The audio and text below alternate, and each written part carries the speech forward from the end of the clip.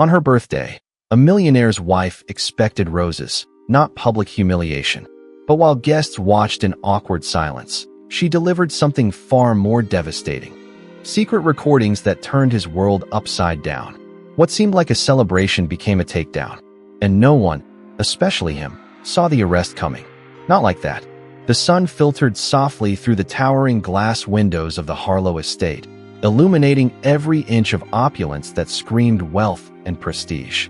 Cream-colored drapes danced gently in the breeze, brushing against the edges of the grand piano that sat in the corner of the living room like a relic of a time when music still echoed freely in that space. Chandeliers shimmered overhead, refracting tiny rays of light onto the marble floors, creating patterns that moved like liquid gold. Everything had been perfectly arranged for the celebration. The flowers, the music, the wine. It was a birthday party meant to dazzle, to remind everyone invited that they were standing in the house of a man who had everything. Graham Harlow adjusted the cufflinks on his tailored navy blue suit with the kind of meticulous precision that came only from years of believing that appearances were everything. His tie, perfectly knotted, hung neatly against his shirt, and the scent of his cologne, a blend of cedarwood and bitter orange, hung in the air like a declaration of dominance. To the world, Graham was the embodiment of success, a self-made millionaire, a brilliant investor, a man who turned everything he touched into gold. But behind the polished veneer was a man restless, impatient, and easily swayed by whispers from those who knew how to bend his ego. Standing across the room, Amelia, his wife, watched him with a quiet gaze, her fingers absently brushing against the lace edge of her ivory dress. It hugged her frame with understated elegance, contrasting the sparkle-heavy gowns that many of the female guests would soon wear. She didn't need sequins to draw attention. There was something dignified in the way she carried herself, a grace that spoke louder than any gemstone ever could. Her eyes were sharp, observant, and though her expression remained calm, inside her thoughts twisted in a storm she'd been silently enduring for months. Graham had changed, not in the way time changes a man, but in the way poison slowly alters a body. Undetectable at first, then sudden, sharp, consuming. At first, it had been subtle. Less eye contact, more time on calls that didn't include her, less laughter, more irritation. Then came the dismissive gestures, the short-tempered responses, the sighs of annoyance that followed whenever she offered an opinion. She tried to ignore it. She tried to believe it was work stress or business pressure. But deep down, she knew better. And then there was Margaret Harlow, Graham's mother, a woman who wore pearls not for fashion, but like armor. She arrived 2 days before the party, and with her came an air of cold entitlement that settled over the mansion like fog. Margaret's voice was always calm, her words carefully measured, but her presence was sharp enough to slice through bone. She had never truly accepted Amelia, though she never said so directly. She didn't need to. It was in the way she corrected Amelia's pronunciation of French wines, in the way she rearranged the flower centerpieces after Amelia chose them, in the way she asked, with a smile, if Amelia had considered seeing a stylist to add a little flair to her look. Now, as Margaret entered the room with her signature grace, the hem of her designer dress brushing the floor, Amelia caught the faintest flicker of a smirk on her face. It wasn't aimed at her directly. Margaret was far too calculated for that. But it was there, dancing at the corners of her lips like a secret only she knew. "My dear, you look so classic," Margaret said, stepping closer. Her voice was warm, but her eyes told a different story. "I suppose it's refreshing, in a world where everyone tries so hard to be modern." Amelia responded with a soft smile, one that didn't reach her eyes. "Thank you. And you look radiant, as always." Graham didn't even look up from his phone. He stood near the bar, typing rapidly, barely registering the interaction between the two women who had never truly shared more than civility. Amelia noticed it. Margaret noticed it too, and smiled wider. "Everything's set for tonight?" Margaret asked, turning to her son. "Perfect," Graham replied, still focused on his screen. "Catering confirmed, entertainment's on schedule, and the media coverage is locked in. We're expecting over 200 guests. Investors, partners, media, friends. Should be a strong networking night." Amelia tilted her head slightly. "Isn't it supposed to be a birthday celebration?" "It can be both," Graham said without missing a beat. "This is a chance to showcase more than cake and candles." Margaret chuckled. "You always had a knack for multitasking, darling." Amelia said nothing. She glanced at the dining table being set by the staff, silver cutlery aligned with military precision, crystal glasses catching the afternoon sun. It was all beautiful, grand, and so painfully hollow. She remembered a time when Graham would sit with her to plan these gatherings, when he'd care about the music, the food, the flowers, when he cared about her. Now, everything felt staged, strategic, and somewhere, in the background of it all, she could hear the ticking of a clock, counting down to something she couldn't yet name but knew was coming. Later, she walked through the hallway toward her bedroom, heels clicking against the polished floors. As she passed Graham's home office, the door slightly ajar, she paused. Inside, Margaret stood close to Graham, speaking softly. Too softly for Amelia to hear, but not so softly that she couldn't see Graham's expression tightening, his brows furrowing, his eyes narrowing. Whatever she was feeding him, he was swallowing it whole. When Margaret turned to leave, Amelia moved quickly, pretending to be adjusting a flower vase. Their eyes met briefly.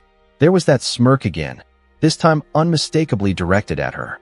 That evening, while the sun began to set, casting a fiery glow over the estate, Amelia stood alone on the balcony outside their bedroom, watching as the catering team lit the garden lanterns. Her fingers clutched the railing tightly, knuckles whitening. Her mind replayed the events of the past few weeks. Muttered phone calls Graham took behind closed doors, the abrupt cancellation of their planned anniversary trip, the way he began locking his office. She closed her eyes for a moment, breathing in deeply, letting the crisp air cool the heat rising in her chest. She didn't cry. She hadn't cried in a long time. Somewhere along the way, her tears had dried up, replaced by something else. Something colder. Something more deliberate. Behind her, a quiet chime from her phone drew her attention. She turned, picked it up from the bedside table, and unlocked it. One new message. A simple line from a contact labeled D. "Everything's set. Just say when." She stared at it for a moment. Then she typed back. "Not yet. Let him finish the show." She slipped the phone back into the drawer and turned to the mirror. Her reflection stared back, steady, unwavering, unreadable. Tonight would be her birthday. But something else was going to be born too. Something Graham wasn't prepared for. Something no one in that house was ready to see. And as she walked back toward the grand hall, heels clicking steadily, the party already beginning to come alive with music and laughter, Amelia knew one thing for sure. The perfect setup was complete. Now all she had to do was wait for it to collapse. If you were in her shoes, what would you have done? Drop your answer in the comments below. And while you're here, don't forget to like this video and subscribe to the channel, because trust me, this story's just getting started. Graham leaned against the marble countertop in his private study, a glass of aged scotch resting in his hand as amber light flickered from the wall sconces. His gaze was distant, but his mind buzzed with noise. Business was thriving, his real estate portfolio expanding rapidly, and the acquisition deal he'd been working on was finally in motion. Everything on the outside appeared seamless, a portrait of control and ambition. But inside, something darker had begun to take root, something that whispered and clawed its way into his judgment. And that something had a name, Margaret. His mother's voice still lingered in his head from earlier that afternoon. "You know she's not loyal, Graham. She doesn't understand your world. Never did." The words were not said in a moment of anger or concern, but in a tone so composed and deliberate that it carried more weight than any emotional outburst ever could. Margaret had never yelled to make her point. She didn't need to. Her poison came through suggestion, through insinuation, through expertly planted seeds of doubt that slowly festered into convictions. And over time, Graham had begun to believe those whispers. He took a slow sip of scotch and stared into the fireplace, the flames dancing silently, as if mocking his indecision. He remembered a time when Amelia's presence used to calm him. Her voice, her insight, her ability to see the cracks he missed in business meetings. All of it had been part of why he had married her in the first place.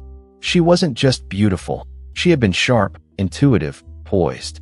But lately, that admiration had faded into indifference, not because she changed, but because Margaret convinced him that stability was stagnation. That familiarity was weakness. that a man like him deserved more than a woman who played it safe. In truth, it hadn't started recently. The rift between them had begun months ago, during a holiday dinner where Amelia had dared to challenge Margaret's opinion in front of a few investors. It had been a harmless correction about a market trend, something technical and benign, but Margaret never forgot. She brought it up in private, repeatedly, turning a trivial moment into a supposed humiliation. "She embarrassed you, Graham," she had said the next morning over tea. "In front of people who respect you. That kind of woman becomes a liability." At first, he had defended Amelia. But Margaret didn't push hard. She simply waited. Waited until Graham hit a moment of frustration in his work. Waited until Amelia gave him logical but inconvenient advice. Waited until she could stroke his pride by reminding him how much harder he worked than anyone around him, including his wife. And once the defenses cracked, her influence seeped in deeper. Now, Margaret had a permanent seat in his decision-making, not because she asked for it, but because Graham began to seek it. She used phrases like, "I'm just looking out for your best interest," and, "You know, I've always seen things others miss." And Graham found himself craving her approval, more than he cared to admit. She made him feel important, irreplaceable. She painted Amelia as someone who didn't see his greatness, who didn't value his sacrifices, who didn't understand his world anymore. Meanwhile, Amelia noticed every shift in tone, every dismissive glance, every short answer that replaced the long conversations they once had. She noticed when he stopped asking her opinion about his projects, when he started eating alone in his study instead of sharing meals with her, when he began answering calls in hushed voices and locking his briefcase at night. She noticed the growing emotional distance not as a sudden rupture, but as a slow erosion, like sand slipping away beneath her feet.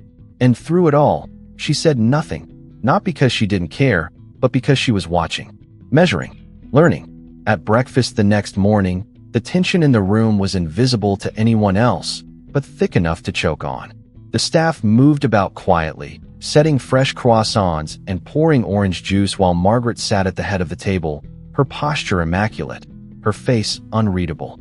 Graham scrolled through emails on his phone, nodding at a few headlines without really reading them. Amelia sipped her tea slowly, eyes fixed on a point just beyond the window, where the garden bloomed in the soft morning light. "You're unusually quiet this morning," Margaret said, her voice silky. "Big day ahead, I assume."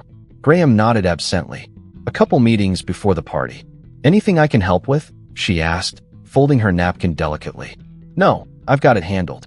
"I'm sure you do," she replied, then added with a smirk, "though I'd double-check Amelia's guest list. I noticed a few names that might raise eyebrows." Amelia turned her gaze toward her, calm and measured.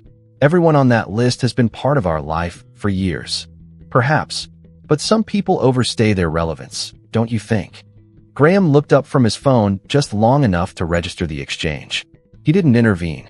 He didn't even flinch. After Margaret excused herself, Amelia remained seated for a moment, staring at her husband. "Is that how you see it now?" she asked quietly. "That people have expiration dates?" Graham didn't answer immediately. He looked at her, really looked, as if trying to decide whether her question deserved a real answer or just another deflection. "I think everyone evolves," he said finally. "And not everyone evolves at the same pace." Amelia nodded slowly. Interesting theory.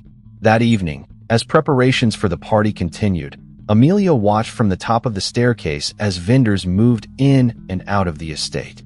Tables were being set, lights were being adjusted, sound checks echoed through the ballroom. Everything was polished to perfection, a visual masterpiece. And yet, beneath all the glitz and coordination, there was a rot festering quietly. She descended the stairs and walked through the hallway toward Graham's study, where he had been on a call for nearly an hour. She stood just outside the door, her hand resting on the doorknob, then paused when she heard his voice through the wood. "No, she suspects nothing," he was saying. "And even if she did, what's she going to do? She's always been passive. She just doesn't have that edge. That's what my mother's been saying all along." Amelia's fingers tightened around the doorknob. She waited another moment, listening. "I'll handle the contract after the party," Graham continued. "Once the expansion deal is sealed, we'll make the transition quietly. She'll still have her name on some things, but functionally, she won't be involved anymore. It's already in motion." Amelia turned, and walked away before she heard anything else. Her heels echoed in the hallway, a steady rhythm masking the storm within her. She didn't need to hear the rest. She had heard enough. Whatever edge Margaret believed she lacked, Amelia had just found it. And now, the heart of this marriage, already poisoned, was about to face something far more dangerous than betrayal. It was about to face reckoning. The estate was alive with the sounds of last-minute preparations, the murmurs of staff moving quickly through the hallways, the clinking of fine china being arranged on the long banquet tables, the faint hum of a sound system being tested in the grand ballroom. Outside, florists placed the final touches on elaborate arrangements, their fingers carefully adjusting the delicate petals of imported roses, making sure every detail was perfect. This party was more than just an event. It was a statement, a spectacle meant to reinforce Graham Harlow's image as a man of power and influence. The guest list was a curated selection of the city's elite, business moguls, influential politicians, celebrities, and socialites who all thrived on the intoxicating atmosphere of wealth. Amelia stood at the balcony of their bedroom, looking down at the scene below with an expression that betrayed nothing. She had always been good at that, keeping her emotions in check, ensuring that her face never revealed more than what she intended.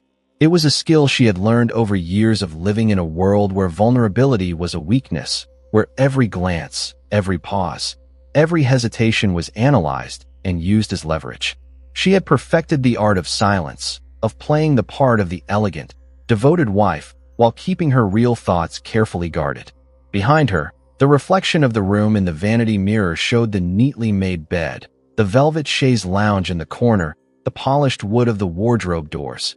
Everything was as pristine as ever, yet something felt fundamentally altered. The air in the house was different, charged with something invisible but undeniable. Margaret's presence was everywhere, like a shadow stretching over every room, every conversation. The woman had spent the entire afternoon moving through the estate, offering helpful critiques, making small but deliberate changes, ensuring that her influence was deeply embedded in every detail of the evening. Down below, Amelia spotted Graham walking across the terrace, speaking in low tones to one of his closest business associates. Even from this distance, she could see the practiced ease in his movements, the confident way he carried himself, the way he gestured with just enough authority to command attention without seeming aggressive. He had always been charismatic, always known how to control a room. But what Amelia saw now wasn't just confidence, it was detachment. He was fully in his element, but it was a world that no longer included her. She turned away from the balcony and walked to the dressing table, running her fingers over the envelope that rested on its surface. It had arrived earlier that day, hand-delivered by someone whose name wasn't listed among the catering or event staff. She hadn't opened it yet, but she already knew what it contained. Information, evidence, proof that she had been right all along. There was a soft knock at the door, and she turned to see Margaret standing there, her smile polite but sharp. "You haven't started getting ready yet," the older woman observed, stepping inside without waiting for an invitation. "Graham mentioned that he wants you by his side when the guests arrive." Amelia met her gaze in the mirror, her expression unreadable. "I still have time." Margaret walked further into the room, her eyes moving over the vanity, the bed, the folded dress waiting on the chaise. "I was speaking with Graham earlier," she continued, her voice smooth. "He's making some very strategic moves in his business. Big changes coming. He's thinking long-term now, making sure everything is secure, efficient." She glanced at Amelia's reflection, her lips curving slightly. "It's good to see him stepping into his full potential, wouldn't you agree?" Amelia held her gaze for a long moment before finally responding. "It depends on what you consider potential." Margaret chuckled lightly, as if indulging a child who didn't yet understand how the world worked. "You've always been a bright woman, Amelia. But you see, being part of a man's life like Graham's requires adaptation, evolution. Some people understand that naturally, and others struggle with it." She reached out, adjusting a bracelet on the vanity as if rearranging a chessboard. "A man like him needs a partner who enhances his image, who supports his vision without question. I've seen too many women lose their place because they couldn't grasp that." Amelia exhaled softly, nodding as if considering Margaret's words. She turned fully to face her. "And what do you think happens to the ones who don't lose their place?" The ones who see what's happening before it's too late. Margaret tilted her head slightly, as if the question amused her. Then they learned to play the game properly. A long silence stretched between them, thick with unspoken truths. Then Amelia smiled, a small, slow smile that was almost imperceptible. "Well," she murmured, picking up the envelope from the vanity and tucking it into a drawer. "We'll see who's really ahead in the game soon enough." Margaret's gaze flickered, but she didn't press. She simply gave a small nod, a calculated expression passing over her face. "Indeed, we will." As the evening deepened and the estate transformed into a glowing spectacle of chandeliers and candlelight, Amelia moved through the corridors with an almost ghostly presence. Guests were already beginning to arrive, their laughter and conversation filling the air. Graham stood at the entrance, greeting them with a practiced charm, while Margaret mingled effortlessly, ensuring that every detail was executed flawlessly. Amelia descended the staircase slowly, her dress flowing around her like liquid silk, her posture as poised as ever. Heads turned as she moved, whispers exchanged between guests who admired her grace. But Graham barely looked at her when she reached him. He placed a hand lightly on her back, a gesture more performative than intimate, and continued speaking to the man beside him. She smiled at the guests, nodded politely at the introductions, played her role to perfection. But inside, her mind was already moving toward the next phase of the night. Every piece was in place now. The stage had been set, the audience assembled. All that remained was for the show to begin. At one point, Graham leaned down slightly, his voice low near her ear. "You're quiet tonight." Amelia looked up at him, her smile soft. "Just taking it all in." He nodded, seemingly satisfied with the response, before turning his attention back to his guests. He didn't notice the way her fingers brushed against the small device tucked discreetly inside her clutch. He didn't notice the way her eyes flickered toward the grand piano in the corner of the room, where a single microphone had been placed for the evening's speeches. The moment was approaching, and Amelia was ready. The early evening light had begun to dissolve into a warm amber hue, casting long shadows through the estate's wide, arched windows. Outside, the courtyard was alive with flickers of light as lanterns swayed gently in the breeze, illuminating carefully pruned hedges and ornate statues imported from Italy. The sound of laughter floated in from the gardens, blending with the soft strains of the string quartet playing near the entrance to the ballroom. Guests continued arriving in waves. Men in sleek tuxedos, women in flowing silk gowns, each one scanning the room for familiar faces and the promise of connections that could secure power or prestige. This wasn't just a birthday celebration. It was a parade of egos and opportunity, a gathering where every smile was calculated and every compliment a transaction. Amelia stood in the center of it all, poised, calm, and composed. The dress she wore tonight shimmered subtly in the light, a deep shade of emerald that clung to her form with elegant restraint. Her hair was styled in a simple yet regal updo, a diamond pin catching the glow of the chandeliers with every turn of her head. She looked like the queen of this palace, yet few guests approached her beyond surface-level pleasantries. They all gravitated toward Graham. He was the main attraction, the successful millionaire, the host, the man whose empire so many envied and admired. Amelia, though admired in whispers for her grace, was still regarded as an accessory to him, a fixture, a background presence in a story that was no longer written with her in mind. Graham was in his element, moving from guest to guest with fluid charm. His laughter came easily, his jokes tailored to each individual, his flattery always just short of insincerity.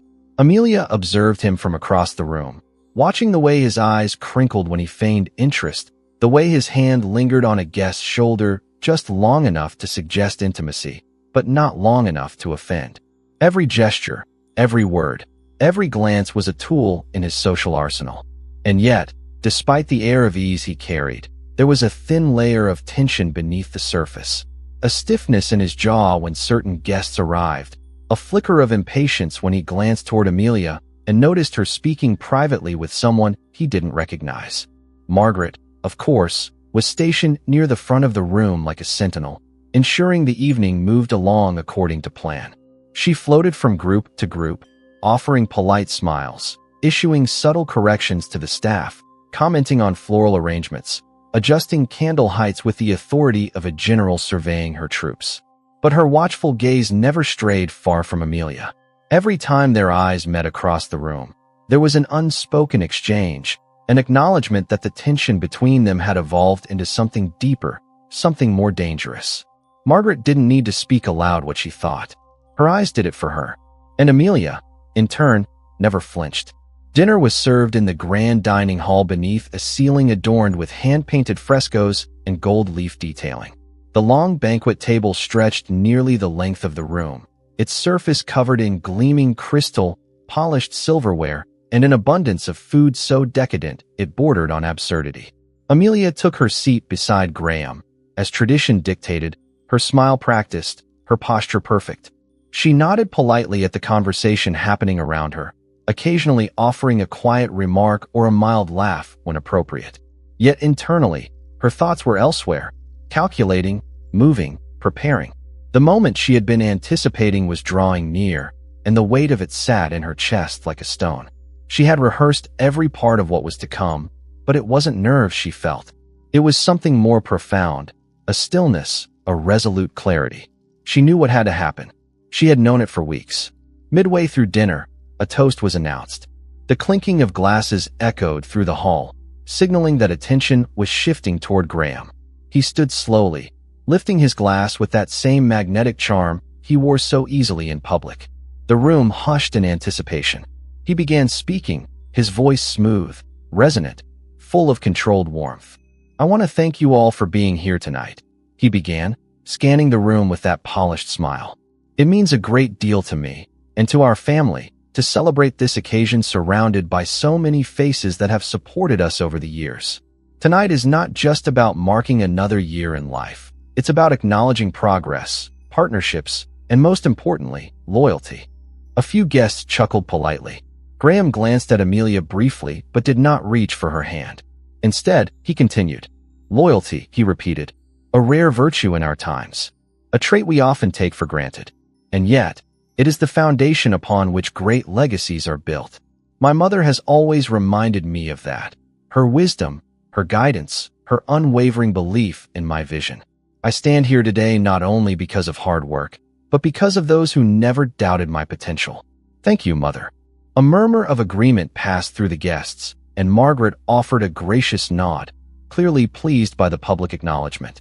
"And of course," Graham added, almost as an afterthought, "to my wife, Amelia, your presence tonight is appreciated." Amelia felt the shift in the room. The polite applause that followed was thin, uncertain, awkward. A few guests exchanged glances. The omission of warmth in his words had not gone unnoticed. She felt the weight of the insult settle like ice across her shoulders, but her expression remained serene. She nodded once, lifted her glass briefly in return, then placed it back on the table without drinking. After the toast, the room began to buzz again, guests trying to resume conversation, trying to ignore what they had just witnessed. But the tone had shifted. The veneer had cracked. It was subtle, but undeniable. A few friends approached Amelia later with polite distractions, small talk about fashion, art, recent travel. But beneath their words, she could sense their discomfort, their curiosity, their pity. They all saw it now, Graham's detachment, his callousness. And Amelia knew this was exactly what Margaret had intended. A public diminishment, disguised as a toast. She walked toward the terrace, needing a moment of solitude. The evening air was cooler now, the scent of jasmine drifting in from the gardens. As she stood beneath the soft glow of the lanterns, a staff member approached quietly, handing her a folded note. She opened it and read the single line inside. "Ready when you are." Her heartbeat quickened. She folded the paper carefully and slipped it into her clutch, then turned back toward the ballroom. Inside, laughter continued, drinks flowed, music swelled. The celebration carried on, oblivious to the storm quietly gathering at its edges. Amelia moved through the crowd with renewed calm. She smiled, exchanged pleasantries, accepted compliments on her gown, even laughed at a few comments. But all the while, her steps were leading her toward the grand piano, where the microphone had been discreetly placed earlier. She placed her clutch beside it, running a hand across the glossy wood surface. No one noticed. Not yet, but they would, very soon. The room shimmered under the soft golden light of the chandeliers, casting reflections off crystal glassware and polished silver. Laughter echoed from various corners of the ballroom as servers weaved between the guests with precision, balancing trays of hors d'oeuvres and champagne. The atmosphere remained warm on the surface, polished and refined, but underneath it, something subtle had changed. The tension from Graham's toast still lingered in the air like the faint scent of smoke after a fire. Undeniable, inescapable, impossible to fully ignore. Amelia felt it most acutely. The slight shift in tone when people approached her. The glances she received, some sympathetic, others inquisitive, a few just plain awkward. They masked it behind pleasant chatter, but their eyes betrayed them. The damage from Graham's carefully veiled slight had been done, and he knew it. She could see it in the way he carried himself, slightly taller, chin a little higher, smile a little more smug. He believed he had reclaimed control, reminded everyone who held the power in their marriage. What he failed to realize was that his arrogance had only lit the fuse beneath the floor he so confidently stood upon. Margaret, as always, stood nearby, sipping from a glass of wine with an expression of measured pride. She occasionally glanced at Amelia, her gaze sharp and calculating, as though gauging just how deeply the blade had landed. To her, the evening was proceeding flawlessly. Her son had been elevated, her influence reasserted, and her rival, Amelia, had been publicly diminished without a single word of open hostility. That was how Margaret operated. She didn't strike, she orchestrated. As the music transitioned to a slow jazz melody, couples began to move toward the center of the room where space had been cleared for dancing. Graham extended a hand toward Amelia, a gesture that, from afar, looked charming and affectionate. She accepted it wordlessly, placing her hand in his and allowing him to lead her onto the dance floor. Her face remained composed, serene, unbothered, but her heartbeat was a metronome ticking against her ribs. They moved together in silence, gliding across the floor to the rhythm of the music. From a distance, they appeared like a perfectly matched pair, graceful and effortless. But up close, the truth bled through every movement. His grip was a little too firm, hers a little too distant. They weren't dancing with each other. They were dancing around something, beneath something, within the context of a marriage that had ceased to be a partnership and become a performance. "You handled that well," Graham said under his breath, his lips close to her ear. "I was half expecting a scene after the toast." Amelia looked up at him, a soft smile playing on her lips. "Why would I make a scene at my own birthday party? You seemed uncomfortable." "I wasn't uncomfortable," she replied, her voice calm and even. "I was disappointed." Graham raised an eyebrow. "In what?" "In you." He gave a short, quiet laugh. "Here we go." "No, not now," she said, keeping her tone light so as not to attract attention. "Tonight isn't about us. It's about your performance." His eyes narrowed slightly, but before he could respond, the song ended and applause broke out across the ballroom. Amelia stepped back from him smoothly, offering a graceful curtsy that made the watching guests smile and clap even louder. Graham was forced to follow suit, smiling for the crowd, playing the part. But as they returned to the side of the room, Amelia could feel the crack beginning to spread beneath his polished surface. Dinner had passed, the dancing had begun, and now guests were preparing for the final speeches and presentations.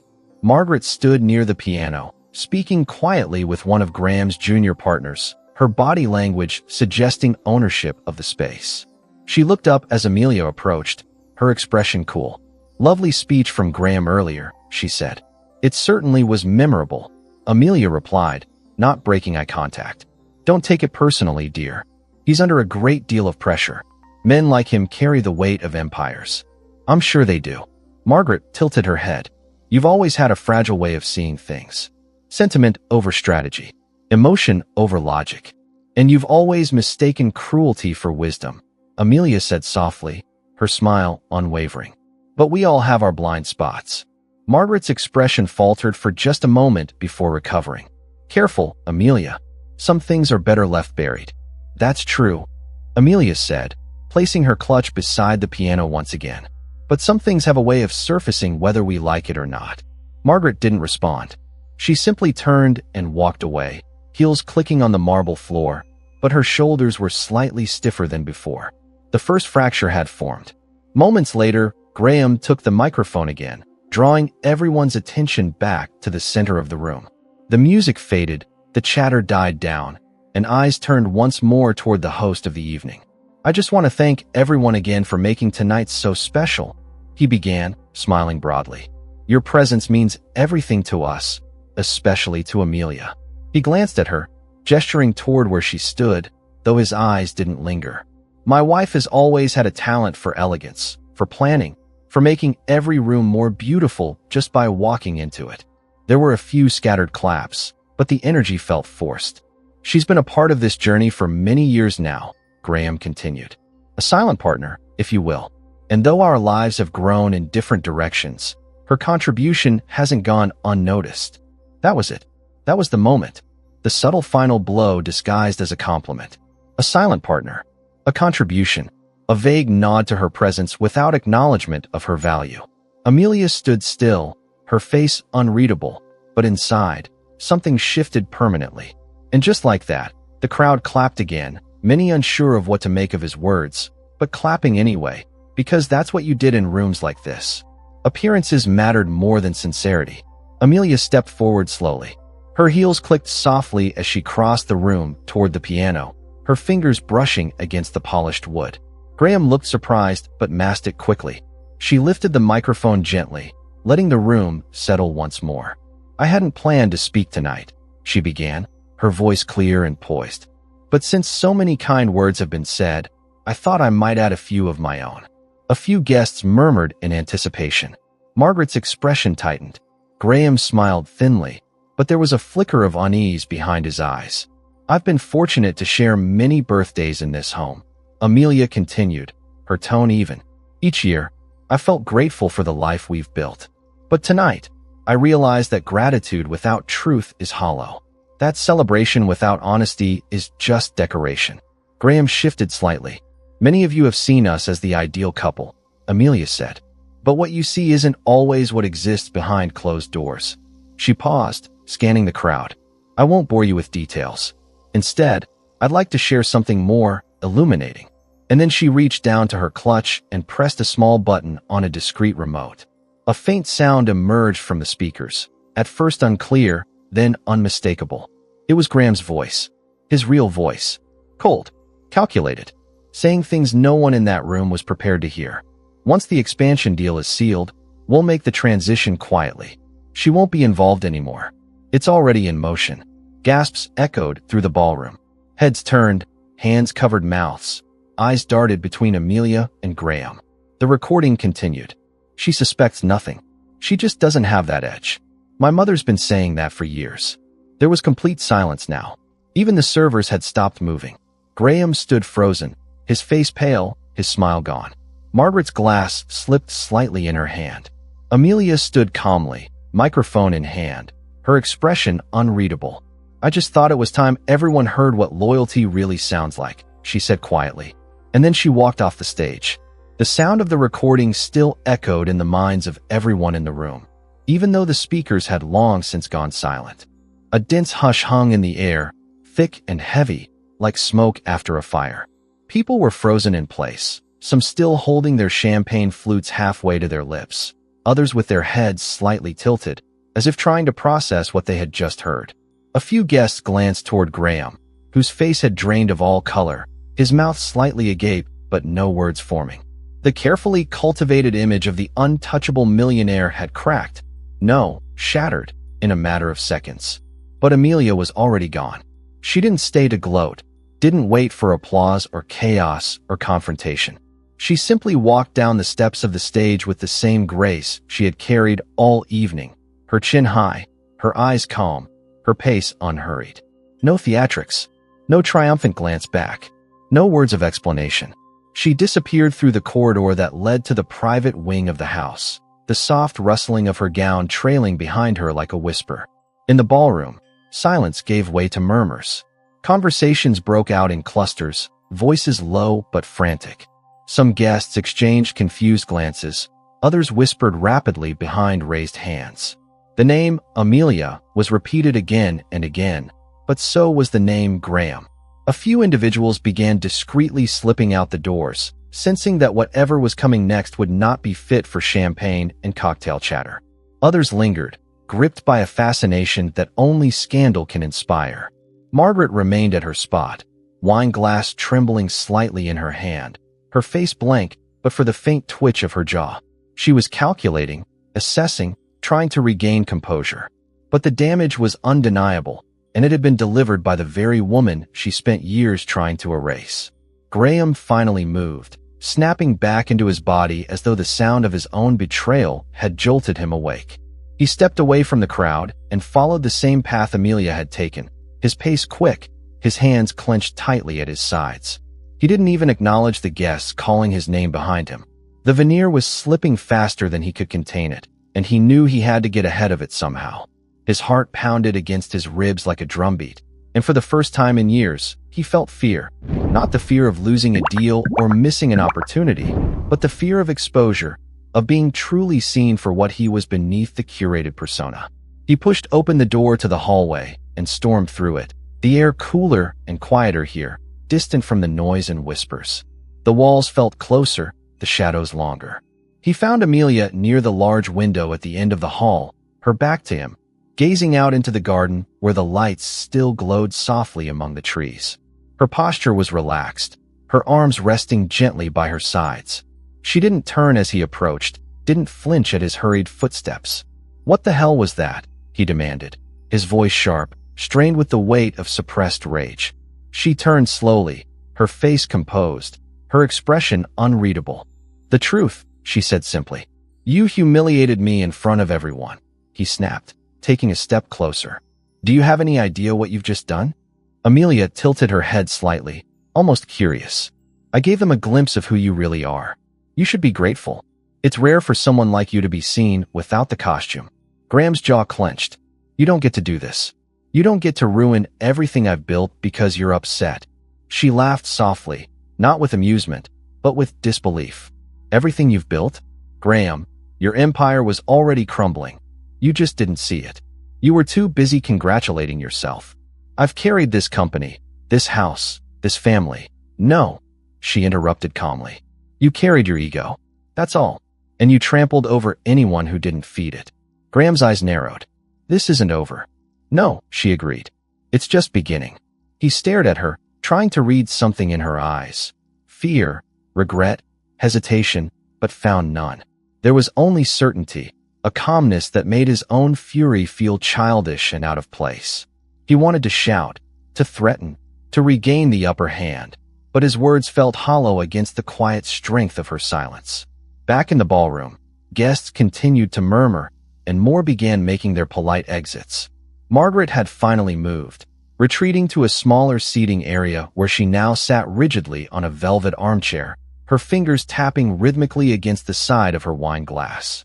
One of Graham's business partners approached her cautiously. Should we issue a statement?" he asked. Margaret didn't respond at first. Then she stood slowly and adjusted her shawl. "No," she said. "Not yet. We wait. But if this gets out, it already has," she said flatly. "But we don't respond with panic. We respond with power. Find out what else she has. Find out who helped her." The partner nodded and hurried away. Margaret remained still for a moment longer, then turned her gaze toward the hallway. She knew Graham would come unhinged if left alone too long, and chaos without control was never part of her plan. Meanwhile, Amelia returned to her suite. She walked slowly, her heels clicking softly on the polished floor, every step measured. The calm hadn't left her. If anything, it had settled more deeply into her bones. She removed her earrings, placing them neatly on the dresser, then sat on the edge of the bed and unzipped the back of her dress. The moment felt surreal. Hours ago, she had been preparing for a party. Now she was watching the foundation of her marriage collapse. She didn't feel triumphant. Not exactly, but she did feel resolved. The truth was out now, at least part of it. There was more to come, but this moment had been necessary. It wasn't revenge. It was revelation. Her phone buzzed on the nightstand. A message from an unknown number. "Delivery complete. Package will arrive in 15 minutes." She stood and walked to her closet, retrieving a small leather folder she had hidden months ago. Inside were documents, files, recordings, pieces of a puzzle She had been assembling in silence while Graham and Margaret moved through their games, unaware that someone else was playing too. She placed it inside her suitcase. The plan had always involved timing, and now the clock had started. Outside, police sirens could be heard in the distance, faint but approaching. The calm before the storm had finally run its course. And soon, no amount of wealth or charm would be enough to stop what was coming. The atmosphere in the estate had shifted from opulence to unease. In every corner of the mansion, there were murmurs behind half-closed doors, hushed tones, cautious glances. The party had lost its soul. Guests who remained now loitered more out of stunned curiosity than celebration. The music had faded to a background hum. The servers had slowed their movements, and some members of the staff had begun exchanging uncertain looks, unsure of whether to continue with their duties or quietly slip away from a scene that felt less like a gala and more like a slow-motion disaster. Graham paced the length of his private study, jaw clenched so tightly it ached. His tie was loosened, shirt unbuttoned at the collar, and the glass of whiskey in his hand had remained untouched since he poured it 15 minutes ago.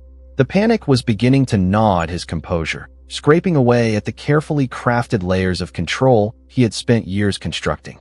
He had replayed the recording in his mind a dozen times since Amelia broadcasted it, dissecting every word, every inflection, trying to rationalize how she could have obtained it, how she could have known exactly when to strike. He thought he had sealed every leak, hidden every trace. But clearly, he had underestimated her. Again, the door creaked open without a knock. Margaret stepped inside, her arms crossed tightly across her chest, eyes fierce but unreadable. She didn't speak at first, merely closed the door behind her and leaned against it, watching him pace. "Well," Graham barked. "Say something."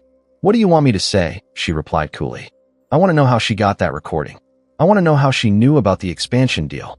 I want to know why I'm standing here like a damned fool while my wife walks around this house like she's 10 steps ahead of me." Margaret studied him for a moment before walking slowly to the bar cart and pouring herself a drink. "Because she is," she said flatly. Graham turned to her, eyes narrowing. "Are you blaming me for this?" "I'm saying you got comfortable," she replied. "You thought you had her pegged. You thought she was just an accessory, something polished to hang on your arm at events. You stopped watching her, and she used that to her advantage." Graham's hand clenched around the glass, but he said nothing. Margaret continued.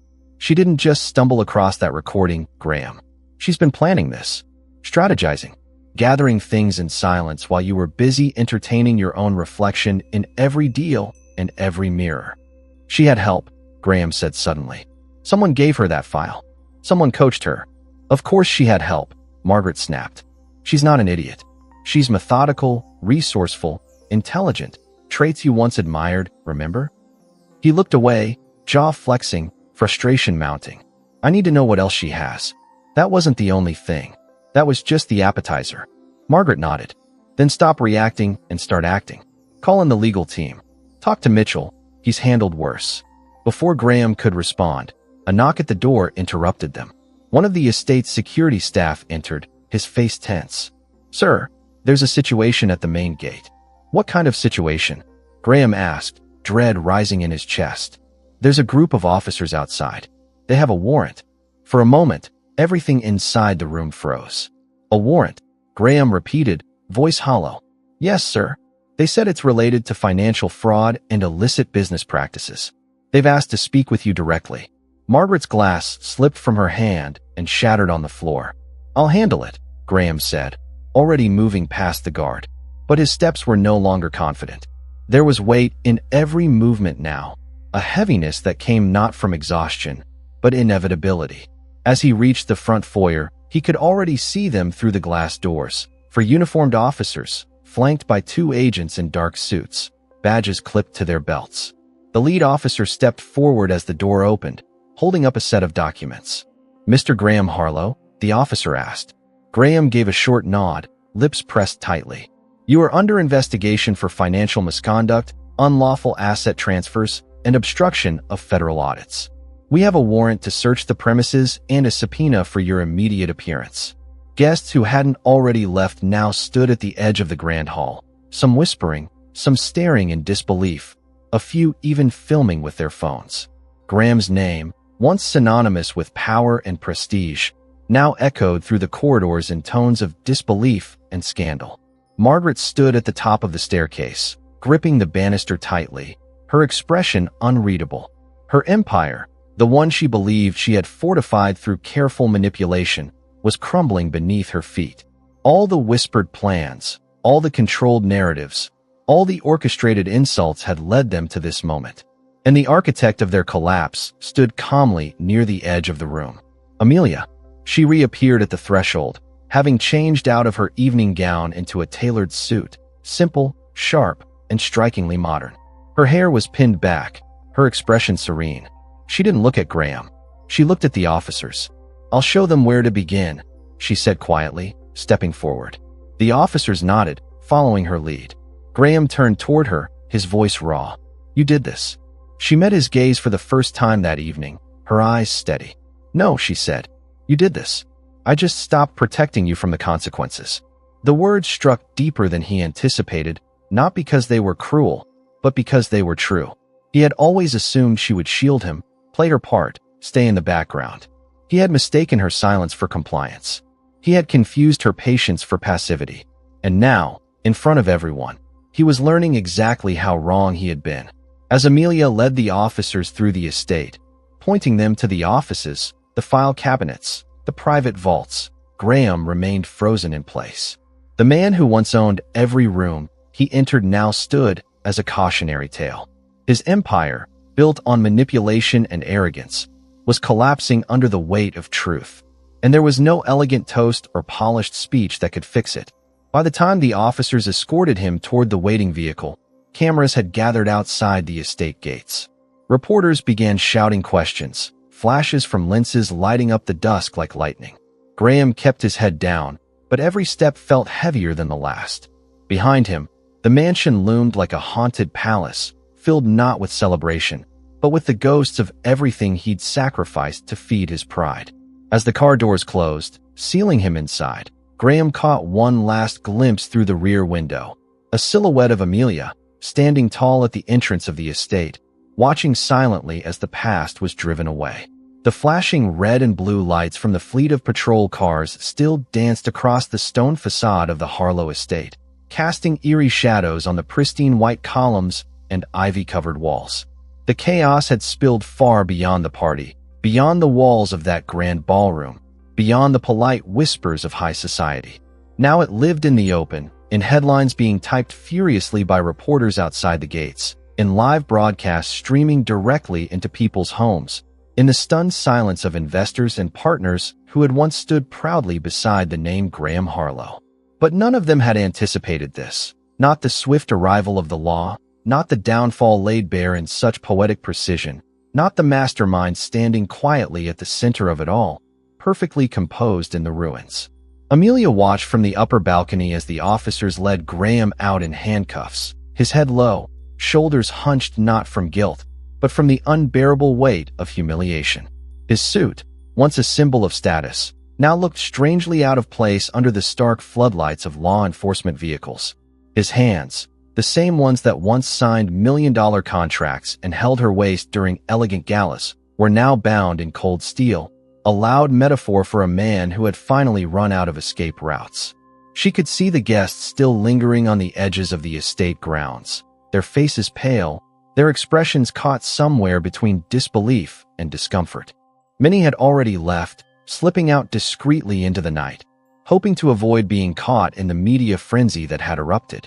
Others stayed longer than necessary, unable to resist the magnetic pull of witnessing a fall from grace up close. Some, perhaps, stayed out of a vague sense of loyalty, but most remained because human nature always found a way to cling to drama. It was easier to watch someone else's life unravel than to confront the fragility of their own.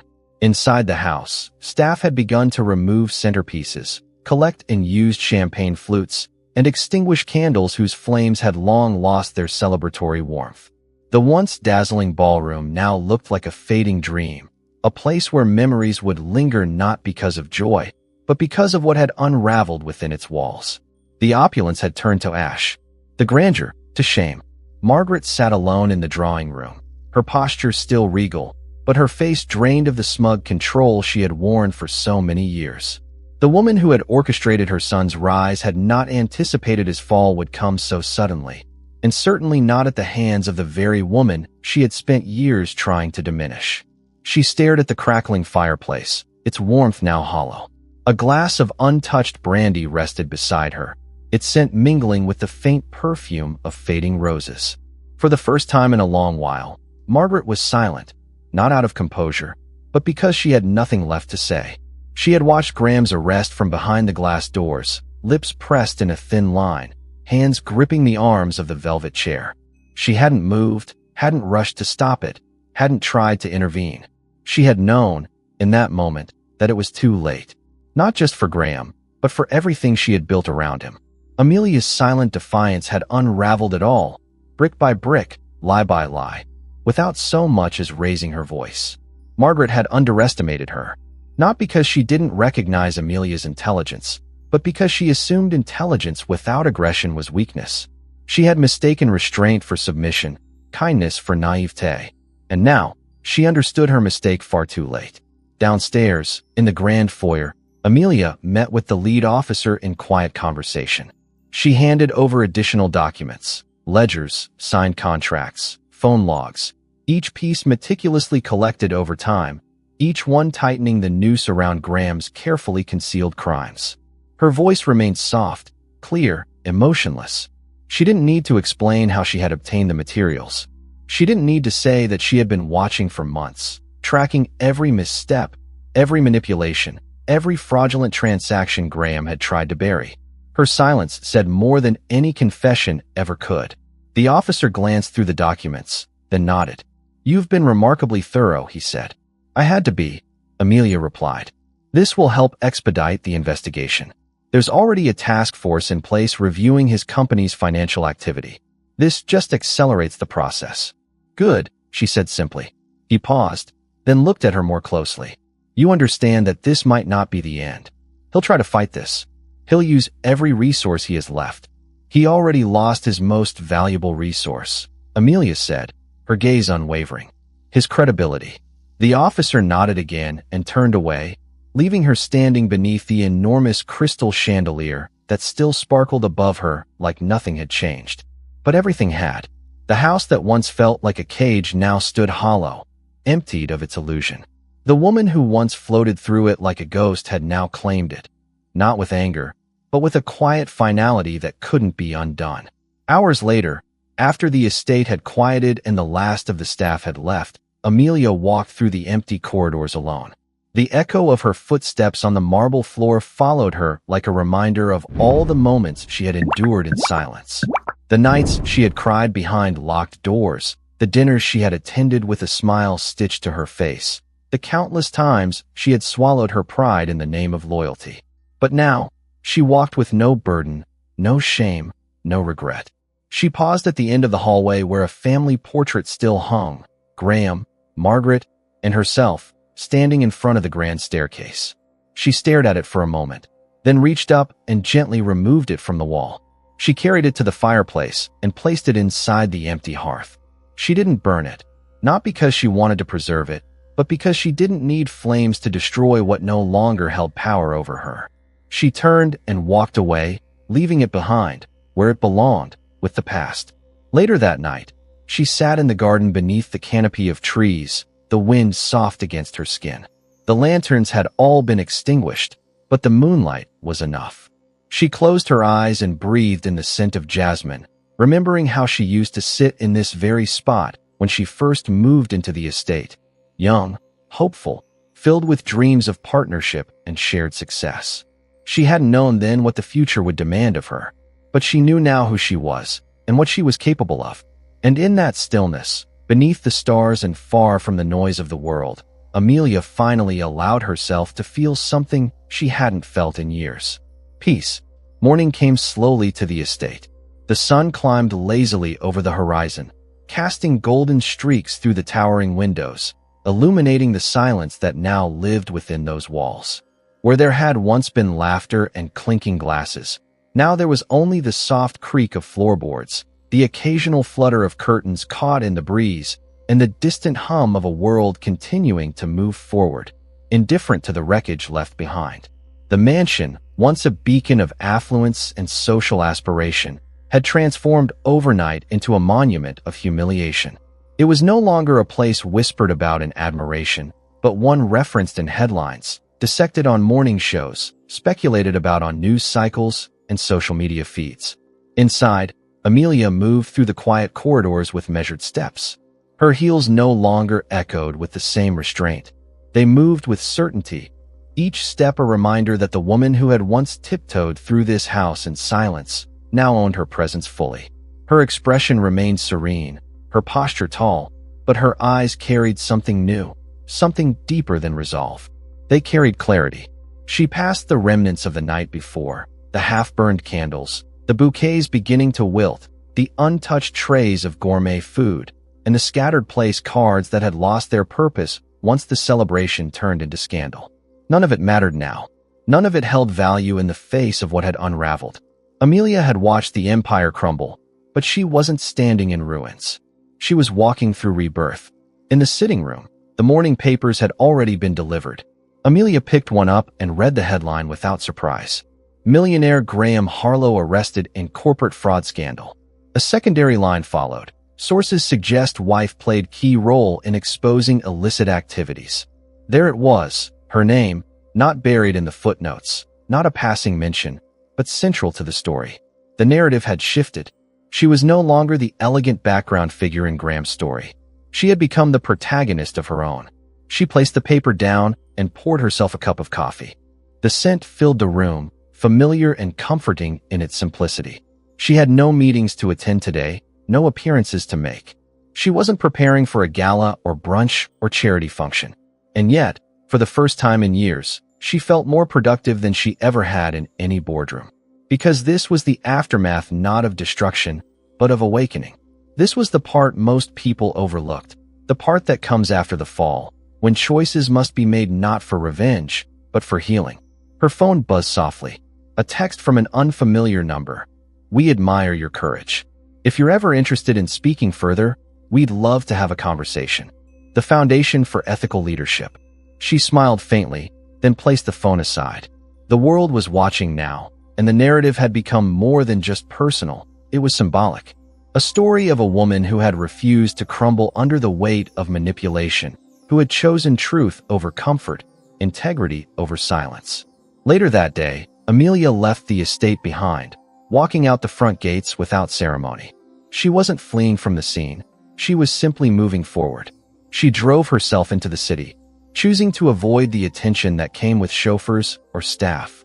The skyline loomed in the distance, sharp and sprawling, a symbol of opportunity and reinvention. She pulled into a quiet parking lot in a modest district and entered a building she hadn't stepped into in years, a small office space that once belonged to an old friend. Peter met her at the door, his warm smile a contrast to the cold decor of the lobby. "I wasn't sure you'd come," he said. "I needed to," she replied. "It's time." Peter guided her into the office and poured them each a cup of tea. The space was simple, no marble, no chandeliers, no velvet upholstery, but it felt real. It felt grounded. Amelia looked around and felt the weight of nostalgia settle lightly on her shoulders. Before Graham, before the mansion, before the masks and charades, this had been her world, a world where her ideas mattered more than appearances, where her voice wasn't filtered through the lens of someone else's status. "I heard from a few board members," Peter said as he sat her down. "They're interested in your insight. After everything that happened, they see you differently now." Amelia arched an eyebrow. "Differently how?" "As someone who took on an entire institution and didn't flinch," he replied. "You dismantled more than just your husband's facade. You exposed a system that let it exist."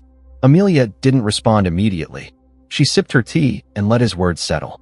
She wasn't seeking admiration, but she understood now that her choices had implications beyond herself. That every time a woman like her stood up, others noticed. And sometimes, that alone was enough to begin change. She spent the rest of the day in conversation, discussing policy, consulting on ethics reform, reviewing proposals for mentorship initiatives. It was invigorating.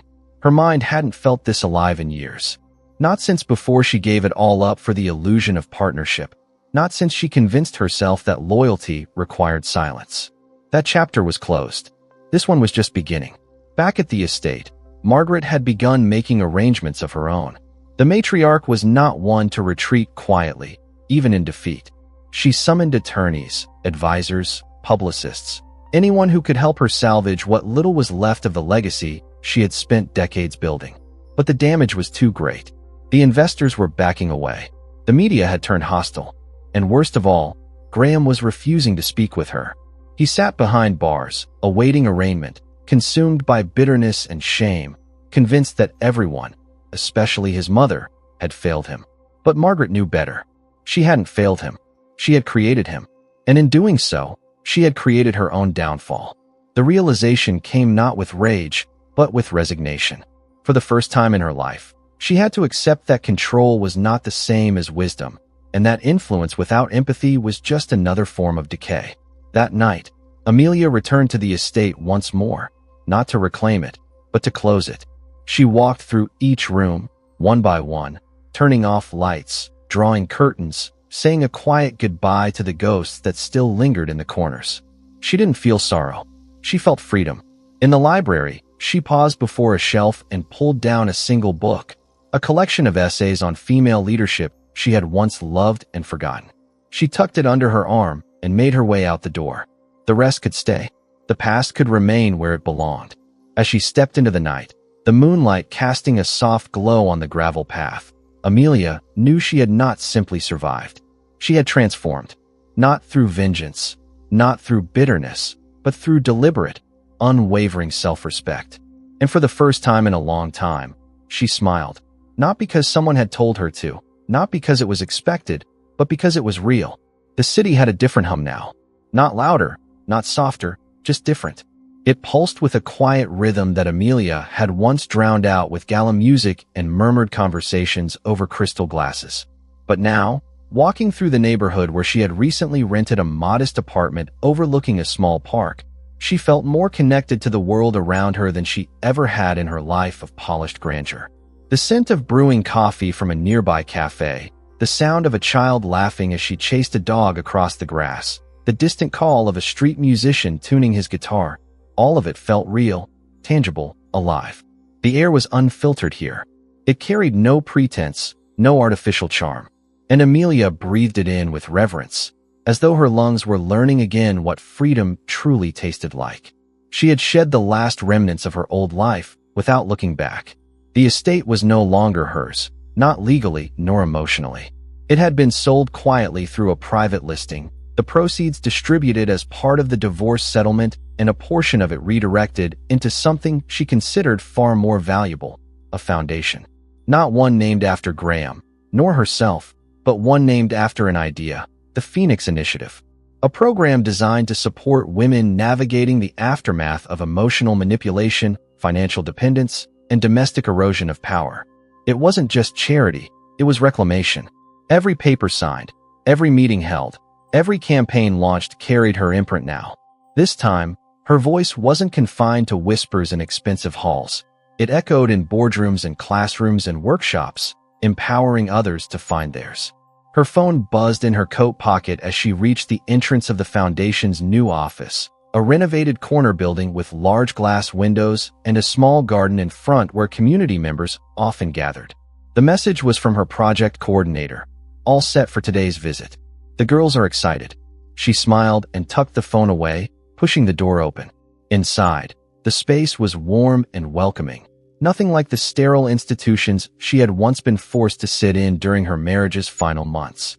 Art from local women adorned the walls. Quotes of resilience and purpose filled the spaces between doorways, and the soft scent of lavender floated through the air. A group of teenage girls waited in a side room, chatting nervously, some flipping through notebooks, others adjusting their blazers and dresses. It was their first leadership workshop, and Amelia had insisted on meeting them personally. She entered the room, greeted by a chorus of shy greetings and excited murmurs. "Thank you for being here," she said, her voice calm and warm. "I want you to know this space is yours. Whatever you hope to build in life, whether it's a business, a movement, a home, or simply your voice, you have the right to do it on your terms." One girl raised her hand timidly. But what if people try to take that voice away? What if they say we're not enough? Amelia smiled gently. Then you speak louder. And if your voice shakes, you still use it. Because strength isn't about never feeling fear. It's about choosing not to let fear decide your future. The girl nodded, and the conversation moved forward, but Amelia could feel the weight of her own words settling in her chest. She hadn't realized how much she needed to say them, how much her own healing still depended on giving others what she had once lacked. After the session, she stepped outside to get some air, pausing by the garden's edge. The city buzzed beyond the low iron gate, but here it felt distant, like background music to a story no longer hers. She sat on a bench beneath a small tree and closed her eyes for a moment. The late afternoon sun warmed her skin, and a breeze lifted strands of her hair, carrying the scent of blooming lilies. And for the first time in what felt like a lifetime, she let herself just be, not preparing for the next crisis, not analyzing the next move, just being. Peter joined her a few minutes later, holding 2 coffees. You're hard to find these days, he teased, handing her one. She took it with a smile. I've been rebuilding. And how's the new construction going? Stronger foundation, she said softly. Fewer cracks. He sat beside her, watching the world move quietly beyond the gate. You ever think you'd end up here? Not just here, this version of you. Not in the beginning, she admitted. I thought I'd spend my life in someone else's shadow. I thought being needed was the same as being valued. And now I know better. Peter nodded slowly, then reached into his coat pocket and handed her a folded piece of paper. You should read this. She opened it carefully. It was an article draft from an upcoming feature in a national magazine. The headline read, From Socialite to Social Leader, How Amelia Harlow Quietly Changed the Narrative. Her eyes skimmed the piece, taking in quotes from people who had been inspired by her, statistics from her foundation's early success, reflections on the scandal that had begun it all, but more importantly, on what had emerged from the ashes. I didn't authorize this, she said. No, but people are watching. People care. What you did meant something. She folded the article and tucked it into her purse. What I did wasn't for applause. I know, Peter said. That's what makes it powerful. Later that evening, Amelia returned home to her apartment, a smaller but cozy place lined with bookshelves and warm lighting, a space curated not for show, but for peace. She prepared dinner quietly, humming along to soft music playing from the kitchen radio. Her hands moved rhythmically, peeling vegetables, stirring sauce, setting the table for one. There was a beauty in solitude now, a fullness she hadn't known when surrounded by luxury. She ate slowly, savoring each bite. No distractions, no noise, just her, and a life finally lived on her terms. After dinner, she walked to her small writing desk and opened her journal, the leather cover worn from years of use. She flipped past old pages filled with grief, confusion, fear, and eventually, hope. She turned to a blank page and began writing. Today, I taught a girl how to speak through fear. Not just in words, but in belief. I saw myself in her eyes, who I was, who I am, and who I'm still becoming. I used to think my story ended when I left him. But really, that's when it began. She paused, then added one final line. I am not what was done to me. I am what I choose to do with it. As she closed the journal and placed it beside her bed, Amelia glanced toward the window. The skyline twinkled in the distance, the world still turning, still chattering. But she no longer needed to chase it, to prove herself to it, to hide behind the illusion of perfection within it. She had taken back her voice, her purpose, her power, and with it, she had rewritten her ending.